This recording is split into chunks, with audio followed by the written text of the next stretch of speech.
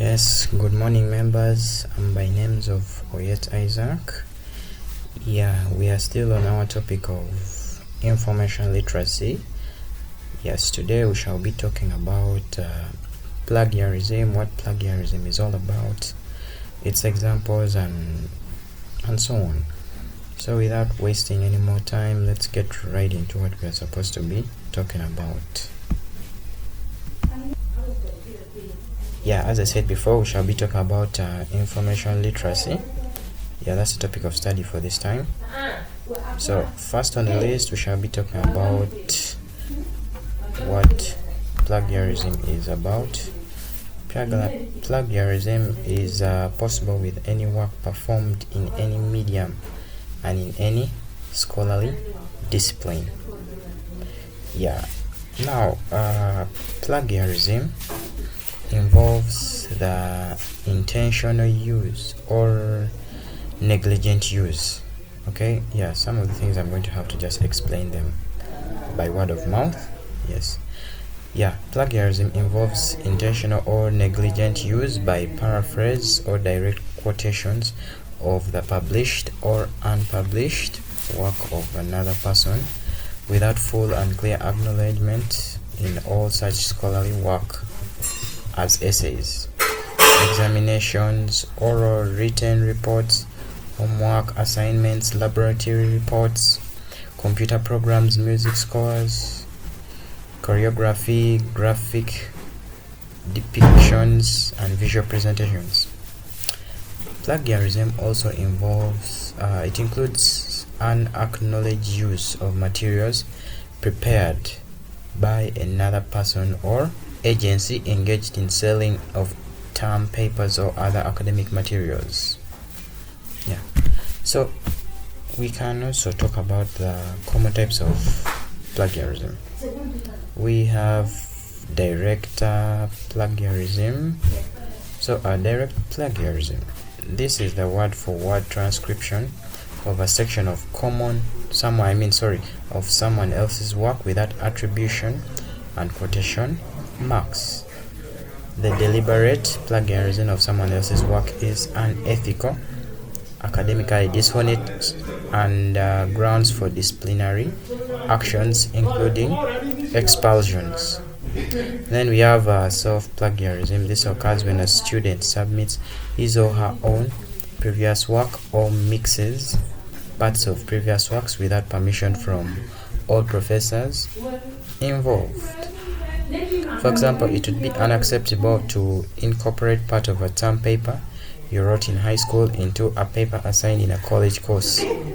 Self-plagiarism also applies to submitting the same piece of work for assignments in different classes without previous permissions from both professors. Then we have mosaic plagiarism.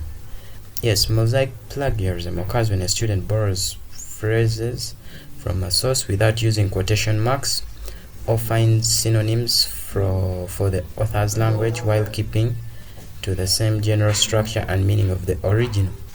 Sometimes while keeping to the same general structure and meaning of the original, sometimes called patch writing. This kind of paraphrasing, whether intentional or not, is academically dishonest and punishable, even if you footnote your source. Then accidental plagiarism occurs when a person neglects to cite their sources or misquotes their sources, or unintentionally paraphrases a source by using similar words, group of words, and or sentence structure without attribution. For mosaic, for mosaic plagiarism, students must learn how to cite their sources and to take careful and accurate notes when doing research. Lack of intent does not absolve the student of responsibility for plagiarism. Cases of accidental plagiarism are taken as serious as any other plagiarism and are subject to the same range of consequences as other types of plagiarism. So we're going to look at the types of examples of plagiarism. But before we jump into examples of plagiarism, we have the types. We have the direct plagiarism, mosaic plagiarism, as we said on earlier on. Those are the types, the common types, the ones that we talked about. So examples, we can, just from what I've been explaining, on that I think we shall have to Google and get to know the common examples of plagiarism. We won't get into details of that, but we can talk about how to avoid plagiarism. Avoiding plagiarism. Most people do not deliberately commit plagiarism. Usually, sometimes it results from certain things such as procrastination. Sometimes it's important to set aside adequate time to complete your assignment.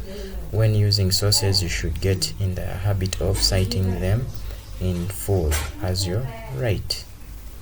Filling in page numbers, making footnotes, or making words and cited page or bibliography after you have finished writing often leads to inadvertent miscitations or omissions.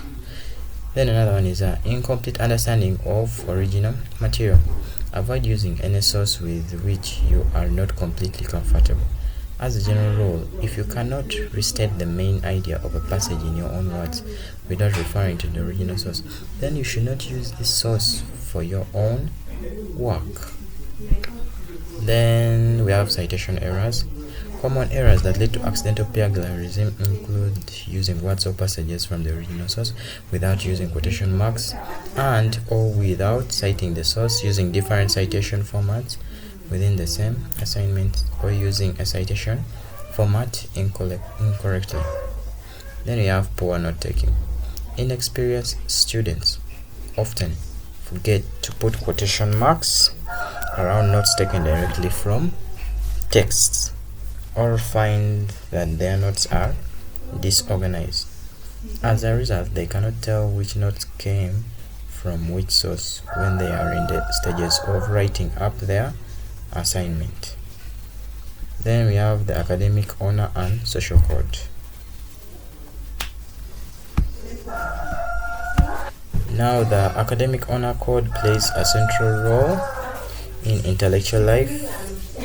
At Bowdoin College, students and faculty are obligated to ensure its success. Since 1964, with revisions in 1977 and 1999, the Community Pledge of Personal Academic Integrity has formed the basis for academic conduct. The institution assumes that all Bowdoin students possess the attributes implied by intellectual honesty.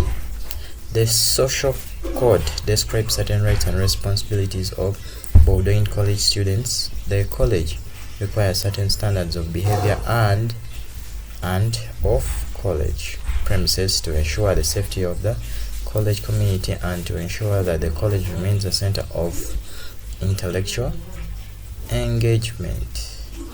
Okay? I think that will be enough for today. Please don't forget to like and subscribe. Thank you so much. Thank you everyone. God bless you. See you on our next video.